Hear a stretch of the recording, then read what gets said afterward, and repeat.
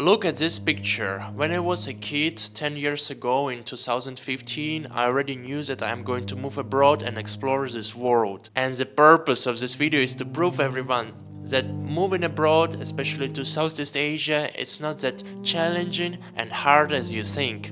And you don't even need a bunch of money to do that. Everything is cheaper in Asia. Literally everything: accommodation, food, transportation, cost of living, insurance, medicine, everything is cheaper here. For example, in Thailand, Vietnam or Cambodia, it's just enough to have about $5,000 per year to enjoy your life, not just existence. Let me give you a really quick budget of your comfortable lifestyle in the city of Siem Reap here in Cambodia. So basically, for the accommodation you need about 150 baht per month. For this price you're going to get a room, studio apartment, or maybe a room in a condo in a decent place in the town. On another hand, I'm currently living in Phnom Penh, and it's kind of another level because you can get much more convenience in the capital of the country. And my accommodation, my one bedroom condo, cost me about $230 per month, and I can get everything what I need for the decent price. For instance, security, convenience store downstairs, swimming pool on the rooftop, sauna, gym, everything what I need in the building where I live. For now, let's talk about one of the most important thing for maintenance of our life is the food. So basically, the food can cost you about $1 per meal here in Cambodia and in many other surrounding countries. So the food is cheap and it's very easy to find. But if you want to get that food that is comfortable to you, it's still possible here, but it's going to be expensive. Not really expensive, but on the same level of the European prices, or maybe a little bit lower, but I don't really recommend it. If you really want to try your home food, you can try to cook it by yourself, and ingredients are pretty cheap. But anyways, if you want to go to a restaurant like Turkish restaurant, Italian restaurant or Greek restaurant, the prices are about like $5-10 per meal. It's still pretty decent, but I don't really recommend it because if you live abroad you have to adapt yourself, and the local food, it's not only like chicken curry if you live in India,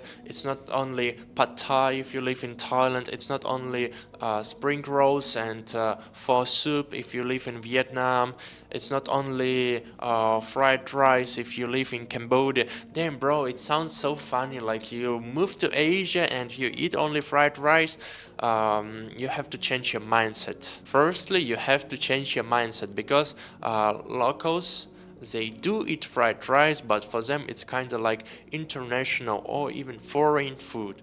Because local people eat something different. You're going to become crazy if you eat only fried rice all of your lifestyle. So you have to adapt yourself. You have to consume the same food as the locals do, because there are some Indians in India that have never tried chicken curry. How are you going to survive in India if you move there? For me, the adaptation to the food was an easy process because it's kind of similar to Eastern European food, I would say, and it's always healthy, nutritious, and worth every single dollar. Let's talk about some kind of adventures, maybe traveling around the country, because yeah, obviously you're going to become bored if you're stuck on the same place all the time. So I do travel around Cambodia to some other provinces. Mostly I do it by using my bicycle. Yeah, that's right. Bicycle is the main type of transportation for me. I don't really get it why so many locals use motorcycles when bicycles are much more convenient for me. So basically, I can just get my bicycle and ride somewhere 100 or 200 kilometers, stay there in an auto for 10 or 15 bucks for a night. And this is how I enjoy traveling here in Cambodia. I would recommend traveling by bicycle to everyone as long as your health permits you to do that. But if something wrong with your health, you can always use motorbike, or maybe if you are lazy to ride bicycle, let's be honest. Besides bicycle, sometimes I do traveling by sleeping bus. It's very convenient, you can rest and sleep while you travel to another part of the country. For example, last time I went to Siem Reap province and then I hired a tour guide that break it down for me everything about floating villages here in Cambodia, and specifically we went on a tour, and I really enjoyed Tonle Sap Lake. It's the biggest lake here in Southeast Asia that helps Cambodia to produce a lot of rice. It's kind of mind-blowing that there are still some people remaining on the lake. They literally live there. But anyways, it was a quite good experience. So basically luxury food, transportation from the Phnom Penh to Siem Reap, round trip, tour guide, all of this was about 200 bucks for two person. Of course, dude, like 200 bucks, even 150 bucks, you can live here in Phnom Penh with accommodation. Maybe you can rent a room or a small apartment for 60 bucks, and then you can spend $90 per month on food. But it's kind of hard. I already saw one Australian guy from Darwin that lives here in Phnom Penh on this budget on $150 per month, including food and accommodation.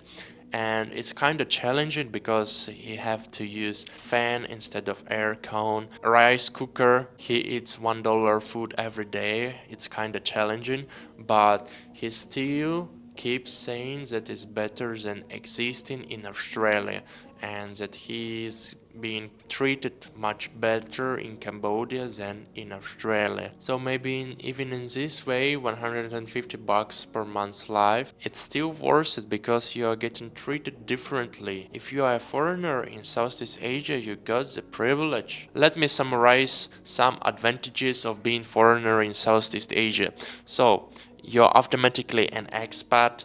You are valuable as a foreigner specialist in your area. Have an advantage to make friends much easier, especially if you are trying to learn a local language. It's not that hard. Please try to learn a local language and you will get much more opportunities than others. One of the most important things is that you finally can release your stress, stop overthinking, and get enough of vitamin C. Please do not underrate the climate. It's crucial. Let's say that you are from Canada and your climate kinda sucks.